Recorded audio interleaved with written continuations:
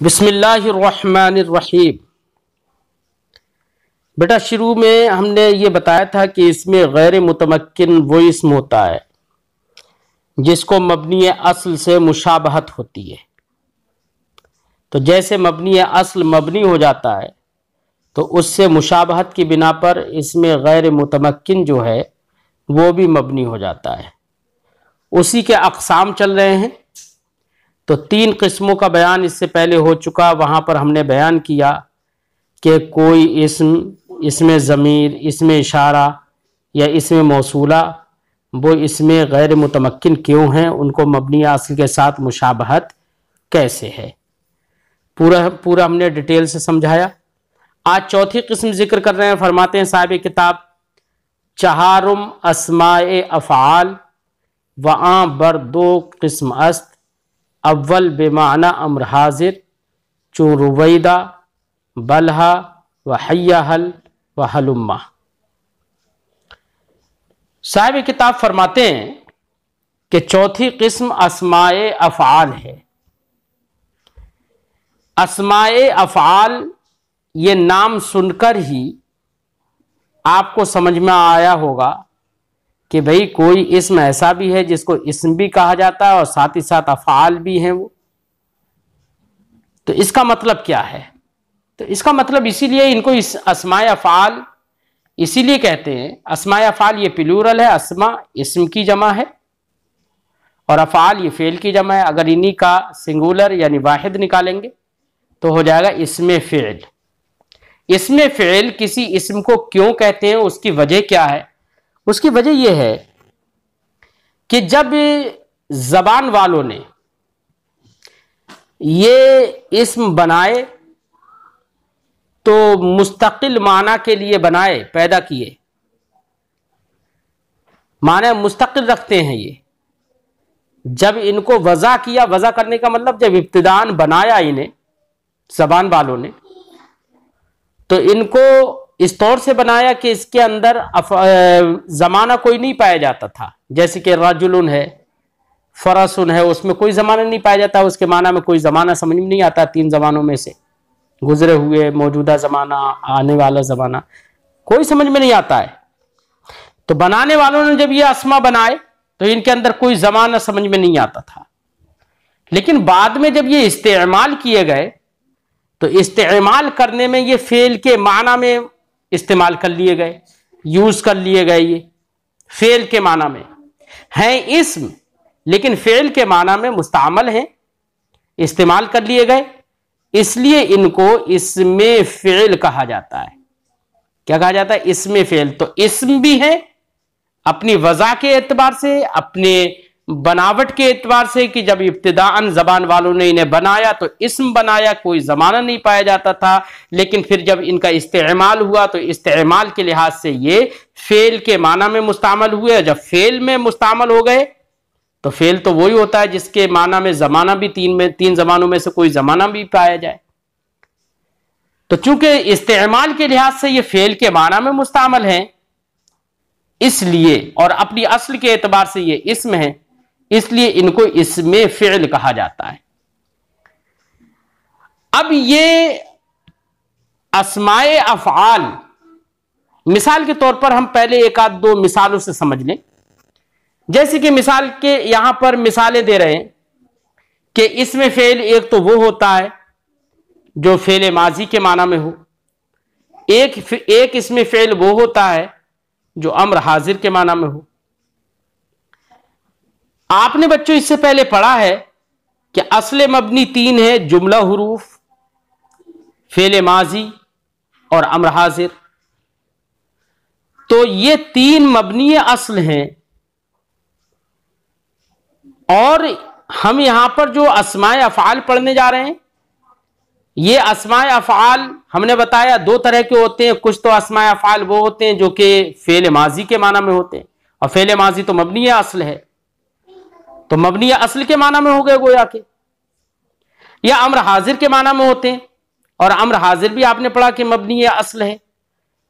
तो माजी या अम्र हाजिर के माना में होना, यही इसी से समझ में आ गया कि ये इन अस्मा को फेले माजी या अम्र हाजिर के साथ मुशाबहत है, क्योंकि उनके माना में मुस्तामल है ये। और हमने आपको बताया था कि फेले माजी और अम्र हाजिर मारूफ ये भी दोनों मबनी असल हैं। तो अब गोया कि ये कहो कि अस्माए अफ़आल तो मबनी असल के माना में होते हैं, तो फिर मुशाबहत और इससे बड़ी क्या होगी कि जब उसी के माना में हो गए।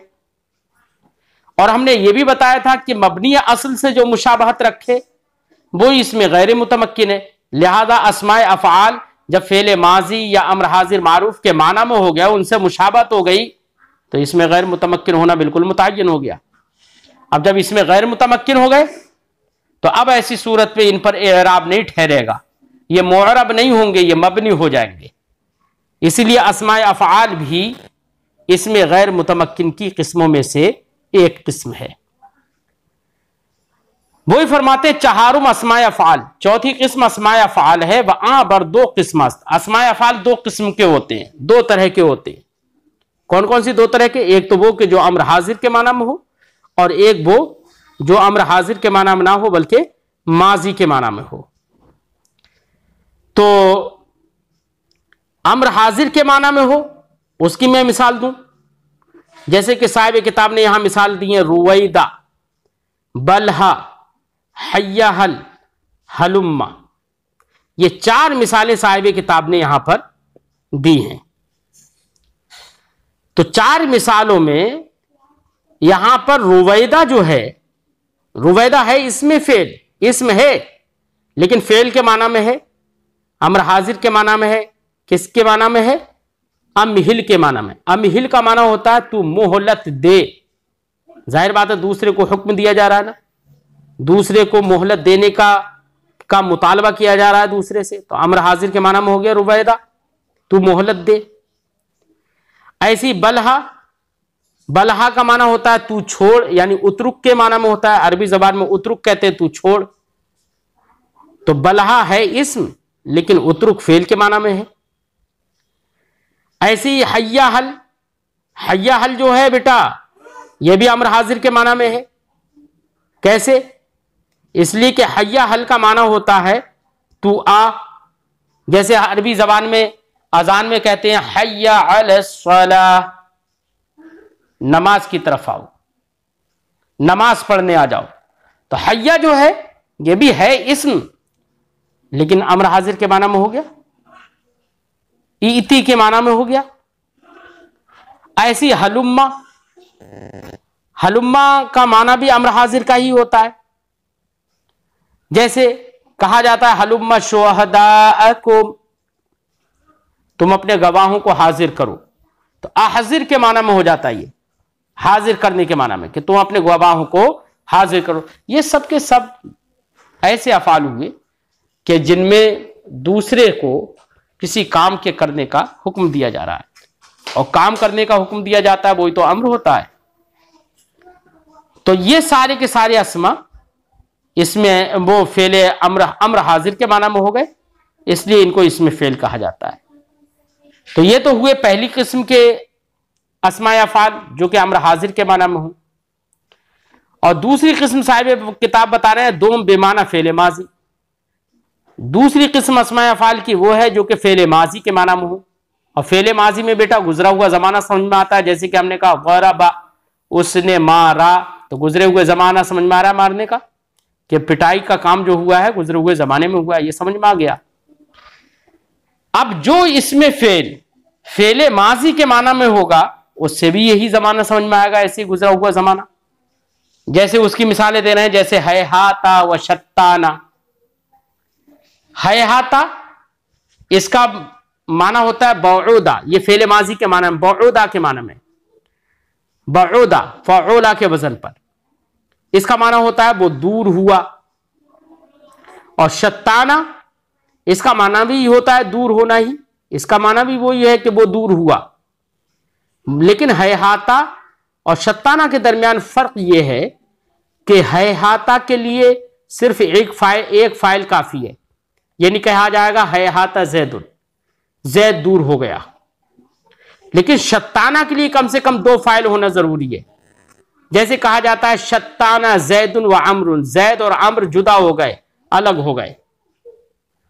ठीक है, तो हैहाता और शत्ताना दोनों हैं फेले माजी के ही माना में, लेकिन दोनों फर्क यह है कि हैहाता के लिए सिर्फ एक फाइल होना काफी है, जबकि शत्ताना के लिए दो फाइलों का होना जरूरी है। हैहाता जैदुन, जैद दूर हो गया, और शत्ताना जैदुन व अमरुन, जैद और अम्र जुदा हुए, यानी जैद अम्र से और अम्र जैद से, इस तरीके से दोनों जुदा हुए। ठीक है, तो साहिब किताब ने यहां पर अस्माए अफ़आल दो किस्म के बता दिए। एक तो किस्म वो जो कि अम्र हाजिर के माना में हो, चार मिसालें उसकी दी, और दूसरी किस्म वो जो कि फेले माजी के माना में हो, साहिब किताब ने उसकी भी दो मिसालें दी। लेकिन बेटा यहां पर साहिब किताब ने तो यही बताया है कि इसमें फेल दो किस्मों पर होता है, एक अम्र हाजिर के माना में और एक फेले माजी के माना में। लेकिन मेरी बात यह भी याद रखना, इसमें फेल एक तीसरी किस्म का भी आता है, यानी कुछ अस्माए अफ़आल ऐसे भी होते हैं जो ना फेले माजी के माना में होते हैं, ना अम्र हाजिर के माना में होते हैं, बल्कि वो फेले मुजारे के माना में हो जाते हैं। जैसे कि मिसाल के तौर पर लफ्ज अरबी में एक लफ्ज है उफ़्फ़िन। उफ़्फ़िन, उफ़्फ़िन का माना, ये अरबी जबान में उफ़्फ़िन बोला जाता है इस्म, लेकिन फेल के माना में, किसके माना में? फेले मुजारे के माना में। कैसे, किसके माना में? फेले मुजारे के। उफ़्फ़िन का माना है अतगज्जरु, अतगज्जरु ये फेले मुजारे। अतगज्जरु का माना होता है कि मैं बेकरारी महसूस करता हूं, मुझे परेशानी होती है। मिसाल के तौर पर किसी ने कोई बात कही, तो हम उसको अरबी जबान में कहेंगे, अगर मान लो उसकी बात हमें नागवार है, पसंद नहीं है, तो अब ऐसी सूरत में हम अरबी जबान में उससे कह सकते हैं उफ़्फ़िन लक, है ना।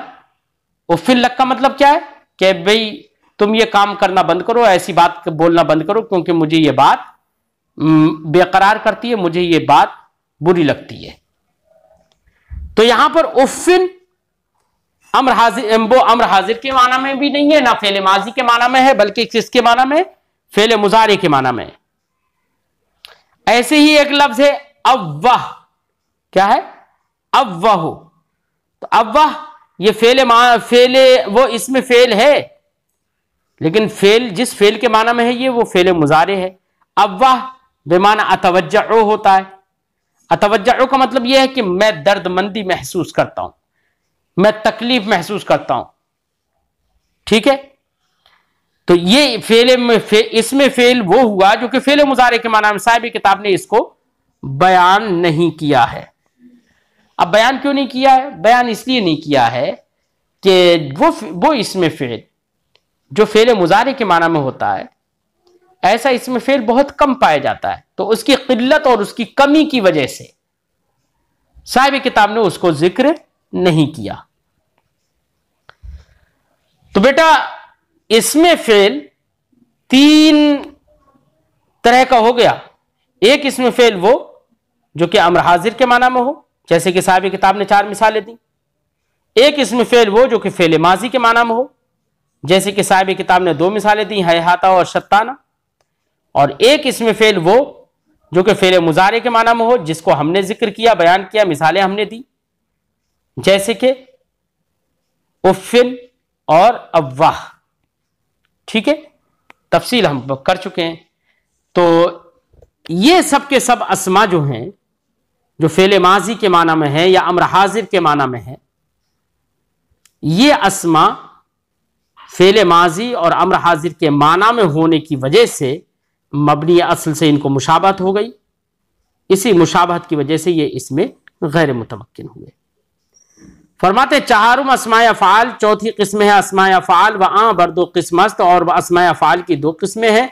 अव्वल बेमाना अम्र हाजिर, एक तो यह अस्माए अफ़आल वो कि जो अम्र हाजिर के माना में हो, जैसे रुवैदा। रुवैदा का माना मोहलत दे, तू मोहलत दे। बलहा बलहा का माना होता है तू छोड़, हय्या हल का माना होता है तू हाजिर हो, जल्दी आ, हय्या हल जल आ, और हलुम्मा का माना हाजिर कर।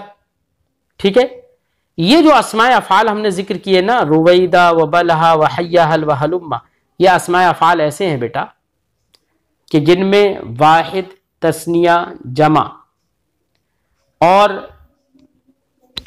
मुज़क्कर और मुन्नस सब बराबर होते हैं। यानी एक ही लफ्ज मुज़क्कर के लिए इस्तेमाल किया जा सकता है, एक ही लफ्ज मुन्नस के लिए इस्तेमाल किया जा सकता है। फरमाते हैं दोम बेमाना फेल माजी, और दूसरी किस्म अस्माए अफ़ाल की वो है जो कि फेल माजी के माना में हो, जैसे कि हैहाता किसके माना में, बऊदा के माना में, बऊदा फेल माजी है, माना हुआ वो दूर हुआ। और शत्ताना इसका माना भी जुदा होना, लेकिन इसके लिए दो फाइलों का होना जरूरी, जैसे कि शत्ताना ज़ैदुन व अम्रुन। ठीक है, ये अस्माए अफ़ाल हुए बेटा, ये भी मबनी है, लिहाजा है हाता हालत रफ़ी में हो तब भी है हाता ही रहेगा, हालत नस्बी में हो तब भी है हाता रहेगा, हालत जर्री में हो तब भी है हाता रहेगा। ऐसी शत्ताना, ऐसी रुवैदा, बलहा, हय्या हल, तो इनका एराब नहीं बदलेगा, चाहे आमिल कैसी बदलते हुए आए, लेकिन इनका एराब नहीं बदलेगा, इसलिए गैर मुतमक्किन हो गए, मबनी हो गए। फरमाते पंजुम अस्माए अस्वात, पांचवी किस्म है अस्माए अस्वात।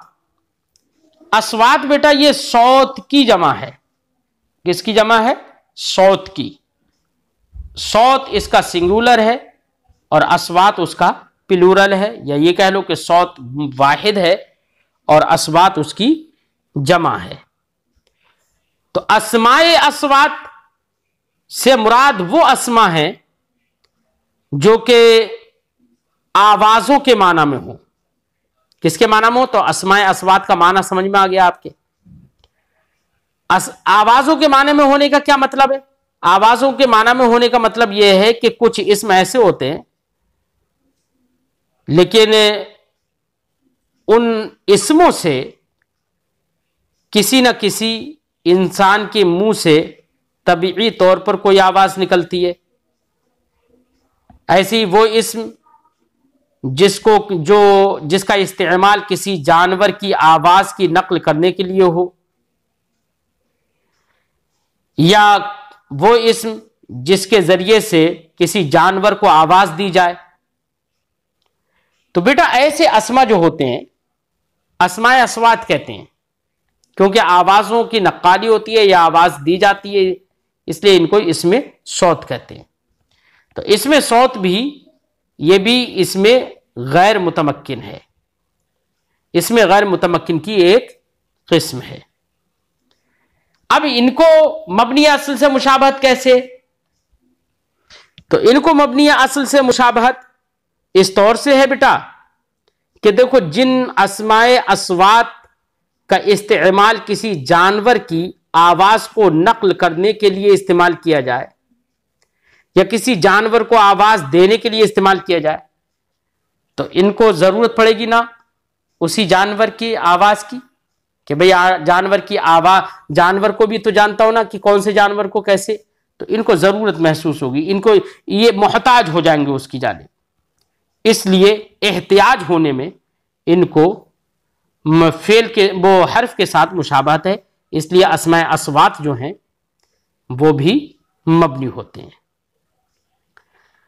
जैसे अस्माए अस्वात की मिसालें दे रहे हैं, जैसे ओह ओह, तो ओह ओह बोला जाता है, तो इसका मतलब क्या है, ओह ओह, जैसे मिसाल के तौर पर हमारे सीने में दर्द है, तकलीफ है, हमें खांसी है, तो आदमी की आवाज, मुंह से जो आवाज है ओह ओह की, कराहने की जो आवाज है ना, वो फितरी तौर पर निकलती है। ऐसे ही कहा जाता है बख्खा नख्खा, बहुत ज्यादा खुशी अगर हो किसी आदमी को, तो खुशी के वक्त में अरबी जबान में अरब के लोग बख्खा नख्खा का लफ्ज इस्तेमाल करते हैं। ठीक है, बहुत खुशी का इजहार करने के लिए। ऐसे ही बखिन नखिन ये भी कहा जाता है।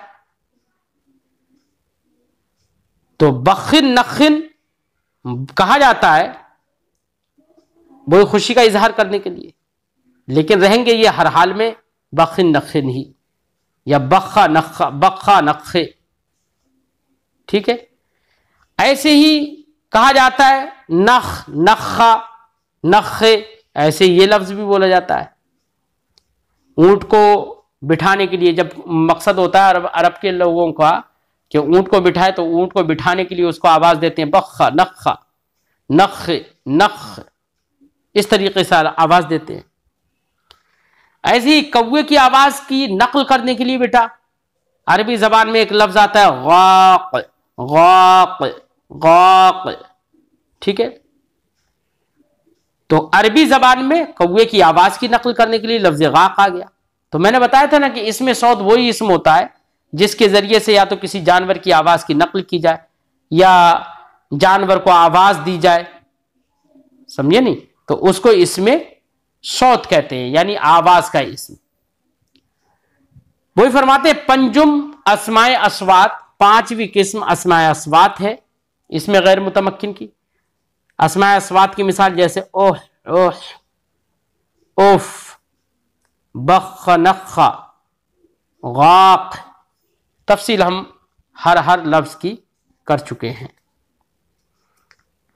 ऐसे ही साहिब किताब आगे फरमाते हैं शशुम अस्माए ज़ुरूफ, छठी किस्म जो है वो अस्माए ज़ुरूफ की है। ज़ुरूफ ये भी बेटा प्लूरल है ज़र्फ का।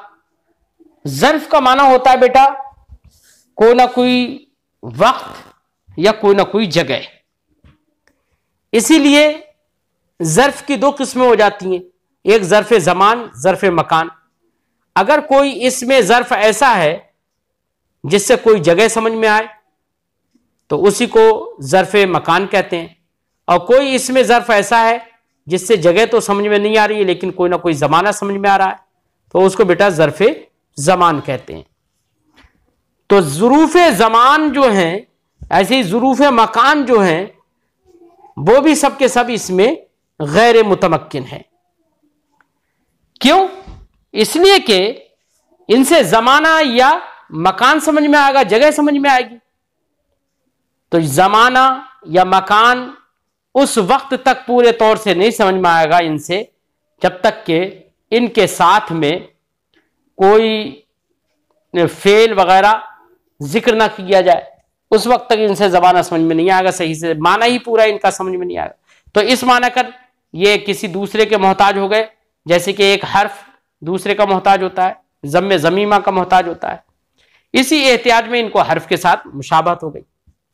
लिहाजा और जो इसमें हर्फ के साथ मुशाबहत रखे यानी मबनी असल के साथ जिसको मुशाबहत हो वही इसमें गैर मुतमक्किन कहलाता है, इसीलिए अस्माए ज़ुरूफ इसमें गैर मुतमक्किन है। फरमाते वह अमसी फरमाते शशुम अस्माए ज़ुरूफ, छठी किस्म है अस्माए ज़ुरूफ। अब ज़ुरूफ की मैंने बताया था दो किस्में हैं, एक ज़ुरूफ ज़मान ज़ुरूफ मकान। ज़ुरूफ ज़मान वो अल्फाज हैं जो किसी न किसी ज़माने को बताएं, और ज़ुरूफ मकान वो अल्फाज हैं, वो अस्माए ज़ुरूफ हैं जो किसी न किसी जगह को बताएं। मिसाल दे रहे हैं अस्माए ज़ुरूफ की, जैसे कि इज़ा है, इज़ है, मता है, कैफा है, अय्याना है, अमसे है, मुज़ है, मुंजो है, कत्तो है, औदो है। ये सब के सब क्या है? ज़ुरूफ़ ज़मान है। क्योंकि इज़ जैसे मिसाल के तौर पर दरब तो जैदन इज़ दरबनी, मैंने जैद को मारा, कब मारा? इज़ दरबनी, जब उसने मुझे मारा। तो इज़ आ गया ना, तो मेरे मारने का एक वक्त समझ में आ रहा है कि मैंने उस वक्त में मारा जिस वक्त में उसने मुझे मारा। तो इज़ ने देखो जमाने पर दलालत करी ना, वक्त पर दलालत करी। ऐसे ही इज़ा है, तो इज़ा भी जमाने पर दलालत करता है। जैसे मिसाल के तौर पर हमने कहा इज़ा जाअ नस्रुल्लाह, तो इज़ा जा नसरुल्लाह, इसका माना है कि जब अल्लाह की मदद आएगी। तो जब अल्लाह की मदद आएगी, राअयत अन्नास यदखुलून फी दीनिल्लाहि अफ़वाजा, तो यहाँ पर भी जब अल्लाह की मदद आएगी, तो जब अल्लाह की मदद आएगी तो लोगों को ये देखोगे कि वो जोक दर जोक यानी जमात दर जमात दीन में दाखिल होंगे। तो यहां पर भी एक जमाने पर दलालत किया ना ईज़ा ने, एक ऐसा वक्त बताया कि जिस वक्त में लोग दर जोक और गिरोह दर गिरोह दीन में दाखिल होंगे, तो ज़र्फ़ ज़मान हो गया। ऐसे मता का माना होता है कब, मता ज़हाबु ज़ैदिन या मता यज़हबु ज़ैदुन, ज़ैद कब जाएगा। तो जमाने के अगरचे उसमें इस्तिफाम भी है, लेकिन जमाना तो समझ में आ रहा है ना, एक जमाने के बारे में तो पूछा ही जा रहा है। ऐसी कैफा है, कैफा जो है वो मबनी बरफत है, इसको इसमें ज़र्फ बेटा मजाजन कहा जाता है। हालांकि कैफा जो है किसी भी चीज की हालत को पूछने के लिए आता है, जैसे कैफा ज़ैदुन, ज़ैद कैसा है, तो जवाब में कह दिया जाएगा ज़ैदुन सहीहुन, या ज़ैद कहा जाएगा ज़ैदुन मरीदुन। तो किसी चीज की हालत को पूछने के लिए लफ्ज़ कैफा को वज़ा किया गया है। तो जब हालत को पूछने के लिए किया गया, पूछने के लिए गया है, तो पूछने वाले अस्मा जो होते हैं वो तो अस्माए इस्तिफाम कहलाएंगे, तो इसलिए कैफा इसमें इस्तिफाम होगा। लेकिन फिर भी इसको मजाजन ज़र्फ कहते हैं। क्या कहते हैं? इसको मजाजन ज़र्फ कहते हैं। ऐसे अय्याना है, तो अय्याना जो है वो ज़माने मुस्तकबिल पर दलालत करता है, जैसे कहा जाता है अय्याना यौमुद्दीन। तो अय्याना का माना भी क्या है? जज़ा का, अय्याना यौमुद्दीन, जज़ा का दिन, बदले का दिन कब होगा। तो अय्याना ने भी एक जमाने के बारे में ही बताया ना, पूछा जो यहां पर, तो एक जमाने के बारे में ही पूछा जा रहा है, तो ये ज़र्फ़े ज़मान हो गया। ऐसी अमसे अरबी जबान में कहते हैं गुजरे हुए कल को, और मुज और मुंजो ये जमाने को घेरने के लिए आता है।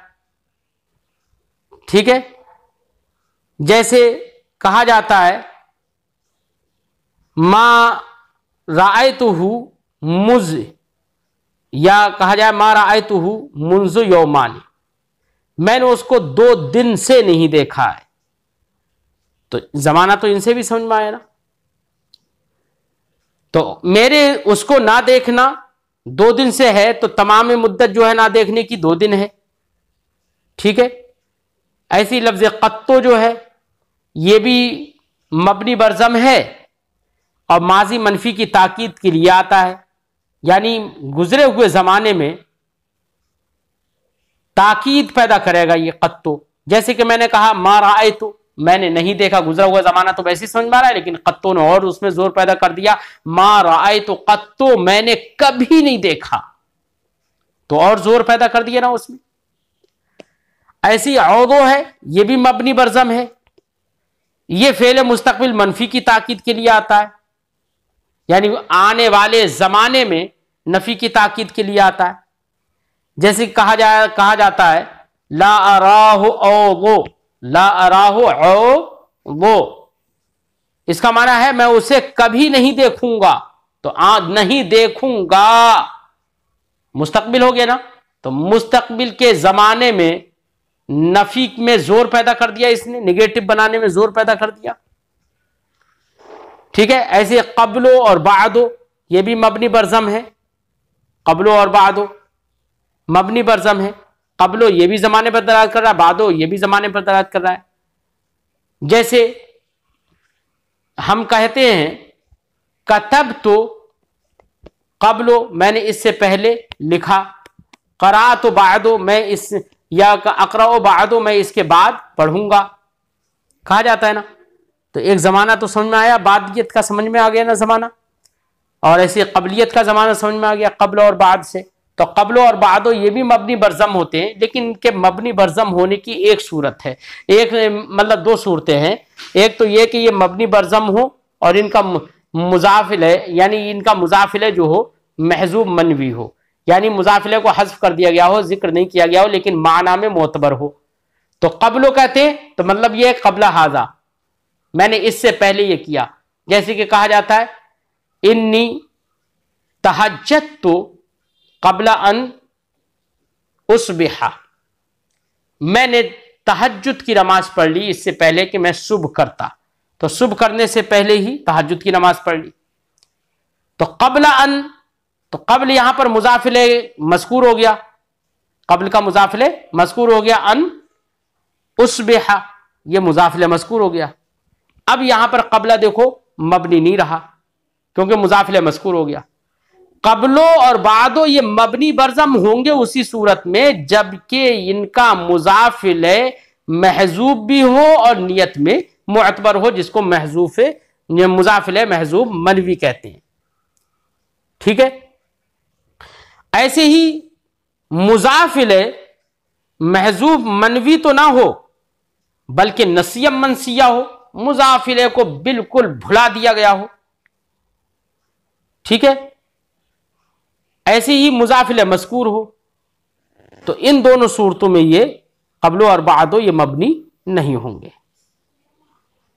ठीक है, इसी को साहिब किताब फरमाते हैं शशुम अस्माए ज़ुरूफ़ ज़मान, छठी किस्में अस्माए ज़ुरूफ़ ज़मान, जैसे कि इज़ा है, इज़ है, मता है, कैफ़ा है, अय्याना है, अमसे है, मुज़ है, मुंजो है, क़त्तो है, औदो है, क़ब्लो है। वह बाद वक्ती के मुज़ाफ बाशंद, अच्छा क़ब्लो और बादो है वक्ती के, ये सब के सब मबनी बरज़म कब होंगे? एक सूरत में होंगे, कब? वक्ती के मुज़ाफ बाशंद, उस सूरत में ये मबनी होंगे जबकि ये मुज़ाफ हो, वह मुज़ाफ़िल महजूब मनवी बाशंद, और मुज़ाफ़िल महजूब मनवी हो यानी लफ्जों में जिक्र नहीं किया गया हो लेकिन वो मानन मुअतबर हो, इसी को महजूब मनवी कहेंगे। ठीक है, तो इस सूरत में ये मबनी होंगे। बाकी दो सूरतें कि मुज़ाफ़िल मज़कूर हो या मुज़ाफ़िल नसिया मनसिया हो, यानी बिल्कुल इस तरीके से वो महजूफ हो कि उसकी तरफ ज़हन ही ना जाता हो, बिल्कुल भुला दिया गया हो। तो इन दो सूरतों में क़ब्लो और बादो क्या होंगे? मुअरब होंगे। इसीलिए कैद लगा दी वक्ती के मुज़ाफ बाशंद, उस वक्त ये मबनी होंगे जबकि ये मुज़ाफ हो और वह मुज़ाफ़िल महजूब मनवी बाशंद और मुज़ाफ़िल महजूफ मनवी हो। और दूसरी किस्म है ज़ुरूफ़ की, ज़र्फ़ मकान, जैसे कि ज़र्फ़ मकान जो जगह को बताते, जैसे हैसो है, कुद्दामो है, तहतो है, फ़ौको है, शश जहत, जो आपने जहत पढ़ी है, डायरेक्शन पढ़े हैं आपने कि एक तो यह है कि आगे पीछे दाएं बाएं ऊपर नीचे, ये सारी डायरेक्शन होती हैं, ये सब की सब जिहात होती हैं। तो हैसो भी क्या है? ऐसे कुद्दाम है, तहत है, फौक है, ये भी सब के सब किसके आते हैं? मकान के लिए। जाहिर बात है डायरेक्शन जो होती है या जो भी जिहत होती है ना, तो वो भी एक जगह ही को बताए, वो भी एक जगह ही से समझ में आती है ना। जैसे हमने कहा मेरे आगे, तो आगे से एक जगह भी तो होगी ना आगे, जिसके पीछे मैं हूं, मेरे पीछे, पीछे वाली भी कोई जगह ही होगी ना। तो ये सब के सब जगह पर दराजते हैं, ये सब के सब ज़र्फ़े मकान है। तो हैसो का माना जगह, जैसे जलस्तो हैसो जलस्ता, कहा जाता है कि मैं बैठा उसी जगह जहां पर तू बैठा। ऐसी लफ्ज़ कुद्दाम सामने, जैसे अल किताब कुद्दामी, किताब मेरे सामने है। ऐसे तहत और फौक, तहत का माना नीचे और फौक का माना ऊपर। लेकिन ये भी मबनी कब होंगे? तो इनके लिए भी एक शर्त बताने हैं। फरमाते हैं कि वक्ती के मुज़ाफ बाशंद, उस सूरत में ये मबनी होंगे बरज़म जिस वक्त ये मुज़ाफ हो, वह मुज़ाफ़िल महजूब मनवी बाशद और मुज़ाफ़िल महजूफ मनवी हो। और इसकी भी दो सूरतें हैं कि अगर इनका मुज़ाफ़िल मज़कूर हो जाए या मुज़ाफ़िल मज़कूर तो ना हो लेकिन नसिया मनसिया हो, बिल्कुल भुला दिया गया हो, यही नहीं समझ में आए कि मुज़ाफ़िल है क्या, तो ऐसी सूरत में भी ये मुअरब होंगे, लेकिन मानन समझ में आएगा मुज़ाफ़िल है ना। तो इनके लिए भी, इनके मबनी होने के लिए भी शर्त साहिब किताब ने लगाई कि जबकि ये महजूफ, इनका मुज़ाफ़िल महजूफ मनवी हो, जब ये खुद मुज़ाफ हो और इनका मुज़ाफ़िल महजूफ मनवी हो। ये बेटा आज का सबक इतना हुआ।